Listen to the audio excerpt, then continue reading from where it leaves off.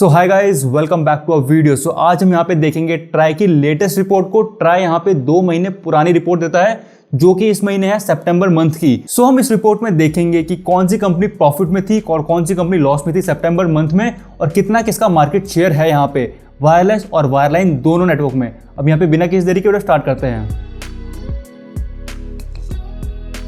सो इस रिपोर्ट की एनालिसिस को स्टार्ट करने से पहले मैं आपसे एक चीज शेयर करना चाहता हूँ।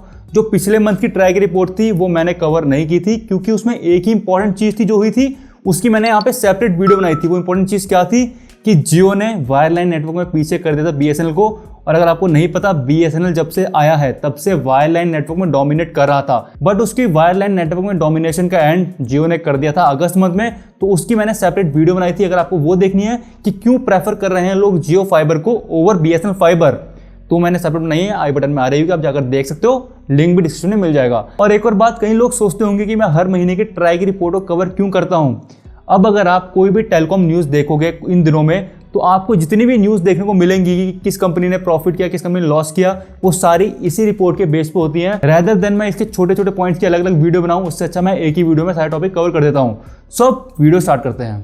सो इस रिपोर्ट में जो सबसे इंपॉर्टेंट चीज़ मैंने नोटिस की है वो ये है कि बहुत टाइम बाद वायरलेस नेटवर्क में आपको कस्टमर्स की गिरावट देखने को मिल रही है। सो एग्जैक्ट नंबर की बात करूं कि कितना डिक्लाइन में गया है, ये है 36,64,429 नंबर ऑफ सब्सक्राइबर्स यहाँ पे डिक्लाइन में गए हैं। और सबसे ज्यादा लोगों ने छोड़ा है वी कंपनी को, अराउंड 40,11,544, तो यहाँ पे वी को ही छोड़ा है। और यहाँ पे जो थोड़े बहुत प्लस में गए हैं वो गए हैं जियो की वजह से और एयरटेल की वजह से। तो अगर हम जियो में देखें तो 7 लाख के अराउंड यहाँ पे पॉजिटिव में गए हैं नंबर्स, और अगर एयरटेल में देखें तो 4 लाख के अराउंड यहाँ पे पॉजिटिव में गए हैं। और अगर सरकारी कंपनीज को देखें तो दोनों के बहुत बुरा हाल है। एमटीएनएल के आपके माइनस में गए हैं 7,000 के अराउंड। अब एमटीएनएल छोटी कंपनी है तो यहाँ पे लॉस भी उन्हें छोटा ही होता है थोड़ा कंपैरेटिवली इन कंपनी से। और अगर बीएसएनएल को देखें तो यहाँ पे आपके 7,80,000 के अराउंड यहाँ पे नेगेटिव में गए हैं कस्टमर्स। और इन सबके बीच में एक कंपनी है जो ना प्रॉफिट में गई है ना नुकसान में गई है, एकदम एग्जैक्ट जीरो है उनका, वो है रिलायंस कम्युनिकेशन। उनके कस्टमर बड़े हैं, ना किसी ने छोड़ा है, वो एकदम बैलेंस में है। अगर हम मार्केट शेयर देखें तो जियो का ऑब्वियसली यहाँ पे मार्केट शेयर बढ़ता जा रहा है।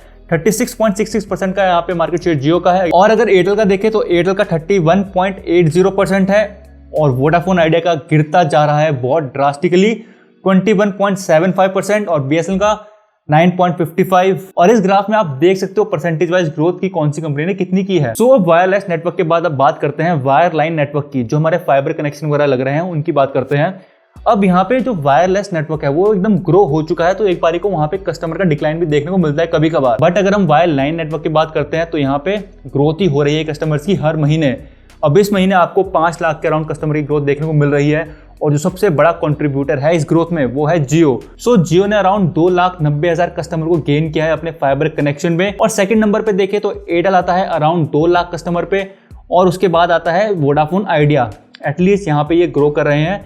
इनका जो नंबर है वो यहाँ पे 31,000 का है, थोड़ा है बट यहाँ पे एटलीस्ट ग्रोथ देखने को मिल रही है। और बीएसएनएल यहाँ पे भी नुकसान पे ही जा रहा है, -32,000। अगर हम दूसरी गवर्नमेंट कंपनी देखें तो वो भी नुकसान पे है, एमटीएनएल, इसके भी -16,000 के अराउंड कस्टमर्स गए हैं। अब वायरलाइन नेटवर्क में जो मार्केट शेयर आपको बैलेंस देखने को मिलता था कुछ महीने पहले तक, 50% प्राइवेट, 50% गवर्नमेंट कंपनीज, अब वो एकदम चेंज हो रहा है। वो भी वायरलेस नेटवर्क की तरह यहाँ पे हो रहा है। जैसे प्राइवेट सेक्टर 63.41% हो चुका है, और पीएसयू को देखें तो 36.59% यहाँ पे बचा है। और जो गैप जियो और बीएसएनएल के बीच में जो 1% का था पिछले महीने तक, अब वो बढ़कर 2% हो चुका है। और अब एयरटेल भी तैयार है बीएसएनएल को पीछे करने के लिए, तो बीएसएनएल अब 3rd प्लेस में भी आ सकता है वायरलाइन नेटवर्क में, जो कि कुछ महीने पहले तक डोमिनेट कर रहा था इस मार्केट को। और इस फाइनल पाई चार्ट में आप देख सकते हो, अगर हम वायर्ड और वायरलाइन नेटवर्क को प्लस कर दें तो कितना कितना मार्केट शेयर है इन कंपनीज का, और एक तरफा डोमिनेशन देखने को मिल रहा है जियो का इस टेलीकॉम मार्केट में। सो गाइस, इतना ही था इस रिपोर्ट के एनालिसिस के लिए। अगर आपको डिटेल में देखनी है तो लिंक डिस्क्रिप्शन में मिल जाएगा, वहां जाकर आप चेकआउट कर सकते हो इस रिपोर्ट को।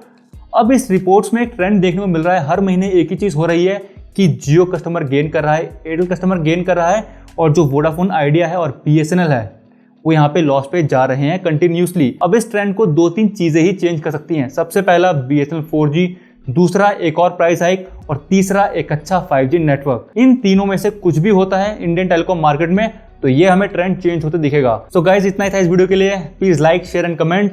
एंड अगर आपको देखना है कि क्यों लोग छोड़ रहे हैं बीएसएनएल फाइबर को और क्यों पिक कर रहे हैं जियो फाइबर को, तो एकदम डिटेल एनालिसिस की है इस वीडियो में मैंने, आप जाकर देखना, आपको काफी इंफॉर्मेशन मिलेगी। अब मिलते हैं नेक्स्ट वाली वीडियो में। जय हिंद।